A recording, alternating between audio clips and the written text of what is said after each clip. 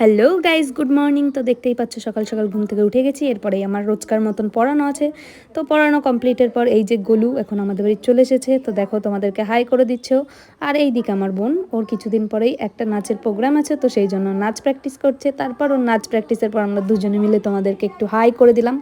এরপর কল থেকে কয়েকটা জলের বোতল ভরে নিয়ে আসলাম। এবার এগুলোকে ফ্রিজে রেখে দেবো। যা গরম, এত জল খেতেই হবে, না হলে কিছু করার নেই।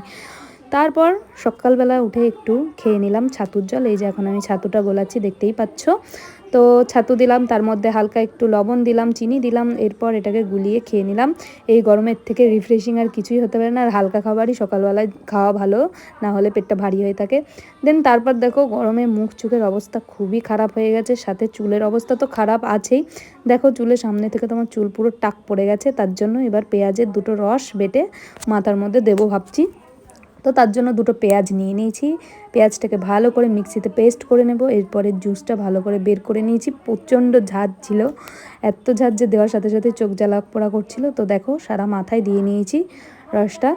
এরপর এটাকে কিছুক্ষণ শুকিয়ে তারপর ধুয়ে নেব। আর রাতে যেহেতু বানাবো চিলি চিকেন, তাই আগের দিন ফ্রিজে রাখা ছিল কিছুটা চিকেন। আর এই যে এখানে টমেটো পেঁয়াজ সব কিছু কেটে কুটে নিয়ে মিক্স করে নিয়েছি। দেন আমি স্নান করে আসলাম। স্নান করে এসে চুলটা বেশ দেখছি ভালোই সিল্কি সিল্কি হয়ে গেছে। তো ভালোই লাগছে, রেজাল্টটা ভালোই আসলো। দেন এরপর দুপুরে রান্না হয়েছিল ডিমের ঝোল আর কটা পকোড়া খেয়ে নিলাম। আর সন্ধ্যাবেলা খেয়েছিলাম চা।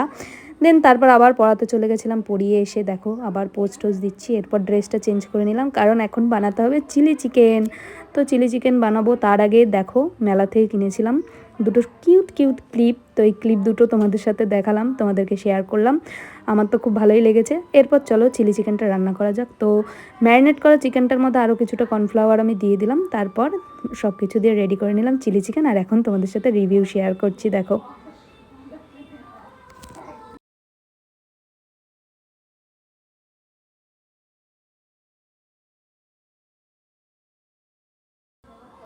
তো এটুকুই ছিল আজকের ব্লগ। দেখা হচ্ছে আবার কালকে। টাটা, সাবস্ক্রাইব করো।